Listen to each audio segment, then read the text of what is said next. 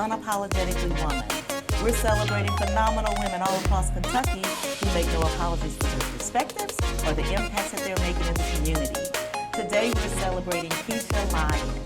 Keisha is an advocate and uses her lived experience to advocate on multiple levels for the foster care system. Keisha is also the co-chair for Voices of the Commonwealth. Unapologetically Woman, Keisha Lyon, that's you. Congratulations. Thank you. So you are from, we just jump in right in around here. You are from Marshall County.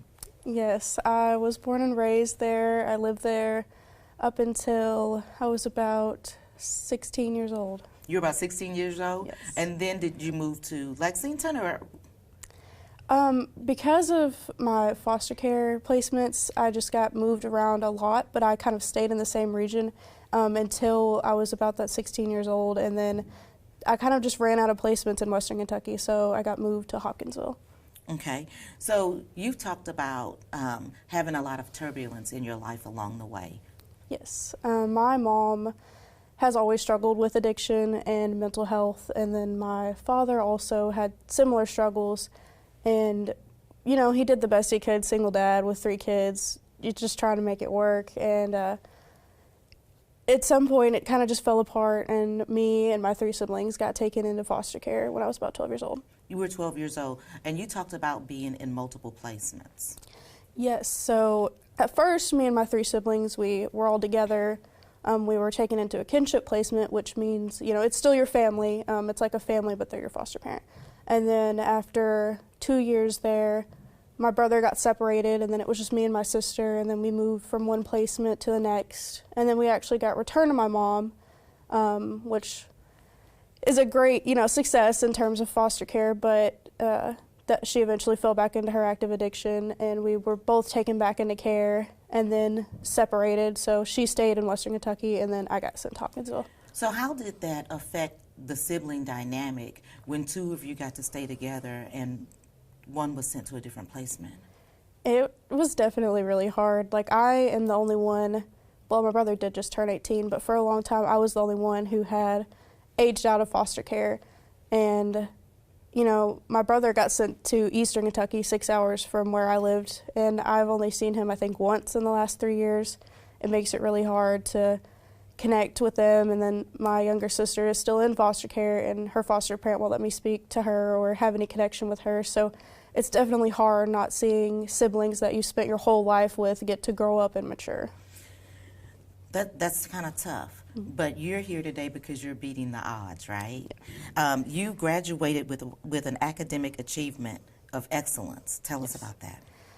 When you were only 17. Yeah, I always wanted to be the best I could in school. My Grammy, she was just the biggest advocate for me. She was, if I knew anybody that was the most unapologetically woman, it would have been her. She was just always pushing me to do better and to be better. And so I always got, you know, good grades. School was never really a challenge up until I got taken into foster care. And then I don't know why, it just became so hard. And I just had to try harder than I ever had. And I just made it, and I knew I had to make it because neither of my parents graduated from high school. My mom dropped out when she was in middle school, and my dad dropped out and got a GED. So I just wanted to set a better example for my brother and sister to say that, like, we can do it. It just takes work. It's going to take a little bit of work. So you've been through multiple foster placements and also multiple inpatient mental health placements as well. Yes. After me and my sister had been returned to parent and then taken back into care, I was just in a really, really bad place because it had taken, you know, years for my mom to get us back, and I was so happy because I thought everything would go back to the way it was, and it just didn't, and I was so heartbroken that I honestly didn't want to live anymore, and I had to accept that I needed help with that and went to an inpatient treatment center. It wasn't the best, so I ended up, as soon as I got out, I went to my foster parent and I was like, I need to go somewhere else. That it didn't help, and I'm still not in a good place. So then I went to Cumberland Hall in Hopkinsville, and honestly had a really good time there. I really feel like it helped me. It was helpful. Yes. How many, and I don't know if you know this, and I don't even know if this is a fair question for me to ask you, but do you know what the statistics are for children that are in foster care that feel like they don't want to live? I wouldn't know the exact statistic on that, but every foster child I have ever talked to has felt that way at some point, and that's hundreds of kids. And even one is too many, right? Yes. And that tells you about the emotional struggle that you guys are going through, you know, when you're in that moment. And even when you're out of that moment, right? You still have those challenges. Yeah. I didn't expect foster care to be as lonely as it was. I thought, like, once I turned 18 and I was finally out, that everything would be fine, and my family would just, you know, welcome me back with open arms. I could finally have the sibling relationships I wanted. And it would just be great. And I had to learn very quickly that that wasn't the case. And adulthood without somebody guiding you is very lonely. And so you've talked about that exact thing, having feelings of abandonment and loss and fear, because not only did you have to deal with that, but there was also an incident at your school where a gunman was firing that affected you. Yes, so my freshman year at Marshall County High School, a gunman walked in and ended up killing 2 students. And I had only been in foster care about a year at that point, so I was still with my kinship placement. And it was just, foster care itself is really traumatic. And when you see mental health and you seek therapists, that's all they want to talk about, is just that trauma related to foster care, related to your biological family. And now all of a sudden I had this huge other trauma that nobody really even wanted to deal with, and that itself did feel really lonely as well. Because you didn't have anybody else to turn to, you know, when that was happening. And so you use your lived experiences, you know, to advocate on multiple different levels. You know, one of the questions that you ask is, why is a system one-dimensional in their approaches? Why do you think that is? And what does that mean? To me, it means that they don't, like what I said, when you seek therapists and things like that, they just want to focus on that foster care trauma, that's it. And at least from almost all the foster kids I talked about, that's not the only trauma they have. Foster children are not one-dimensional. They have other life experience other than they were put in foster care. You know, I also have that dual PTSD from the shooting, but other foster kids have more than one trauma, and I think treating them for just the fact that they were in foster care isn't really right, and it needs to be addressed in a different way. And so you're really using your lived experiences to make a difference. Right now you're serving as the chair of Voices of the Commonwealth. Yes, so what we do is, it's a group of foster alumni, and we go around the state and we try to tell youth about the resources and the opportunities, and we really try to inspire them and say, look, here we are, like, we're doing it, you can do it.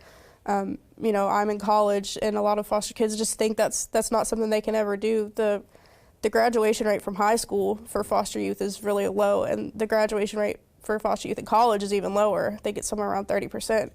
And just letting them know that, like, you can do this. And then the other side of it is educating foster parents and educating legislators and saying, like, hey, we aren't one-dimensional. You need to treat us like we're people. And when you do that, like, you're never going to understand how much a child will love you for that. For a child's, you know, biological parents to not accept them or care for them in a proper way, but to have an adult or an advocate or a supporter step up and say, like, hey, we're here for you, they just will never understand, like, the love that they'll get for that. And so you work a lot with legislators and DCBS leadership to try to pass legislation. Yes, we don't always get along. We don't always agree about what we think would be best. Politics is never easy. Yes, it's not. But I think child welfare is one of those things that we can normally find common ground on. Like, I think it's easy for everybody to agree that the children in Kentucky deserve the best that we can give them. For sure. Yes, and that's everybody's goal, but our goal is especially for foster youth, for a population that's so often overlooked and underserved. For you to say, like, here's this group of kids that are so often overlooked, and here's what they need, because, like I said, we communicate with them, but we communicate with legislators as well. So for us to be able to take their voice to the table as well as our own, I think it really helps these legislators see, like, these are real people. They're not just statistics. And so right now you're working with Senate Bill 143. Yes, we had some problems with Senate Bill 143. The Voices of the Commonwealth actually wrote that bill and passed it a couple years ago. It was Senate Bill 8 at that time. And there was just, it was an emergency bill, so it didn't go into effect immediately. It just started going into effect a couple months ago. And they were saying that there was some unintended consequences with that bill. We implemented a 90-day wait between the time that youth can leave care and then re-enter. And part of that hope was social workers are already so overworked and they're so underpaid. And it was just to give them 90 days to really get their paperwork together, to really get everything together, and for that youth to really experience life. Like, if you want to leave, you need 90 days to really experience this and make sure you're in a clear headspace before you decide to come back. And we all did unanimously agree that was 90 days was too long, that a youth should never be homeless any longer than they have to. And we wanted to lower it to 30 days, and then we had legislation filed that completely removed it, which we butted heads on, but hopefully we can get some amendments in there and pass, what everybody thinks will be best. And so what's next for you? Well, I'm about to be a junior in college, so graduation is on my mind all the time. And so you're getting your degree in psychology Yes. from Murray State. Yes. Well, I'll actually be transferring to U of L Okay. after this semester, but I'll be getting my degree in psychology, yeah. And so what are your plans after you get your degree? I'm so passionate. Because I'm wondering if you're going to be on the political scene or not. No, that's not for you. I hate politics so much. Really, I just want to help people, and I love psychology so much. It doesn't really even matter what I'm doing, as long as it's in that space and as long as I'm helping people in that space. That's really all that matters. So you're going to have young girls and some young women that are looking at you. What kind of advice would you give them? To just be their most authentic self. And when you're your most authentic self, that's when you know your needs. That's how you know your wants. That's how you advocate for yourself. You can't advocate for your behalf if you don't even know yourself. And so I would say just take time, spend time alone with yourself and get comfortable with, I started this thing when I first started going to college, was just taking myself out to eat. And it was so uncomfortable, and I didn't know why, because I'm just eating. But it felt so uncomfortable to just have to sit with myself. So I would just say, sit with yourself, get to know yourself, and be comfortable with yourself so that you know your needs and your wants. Absolutely. Thank you so much for sharing your story with us. Thank you. I loved it. Continue to watch Unapologetically Woman as we celebrate other phenomenal women just like Keisha Lyon, who are making changes in Kentucky. I'll talk to you soon.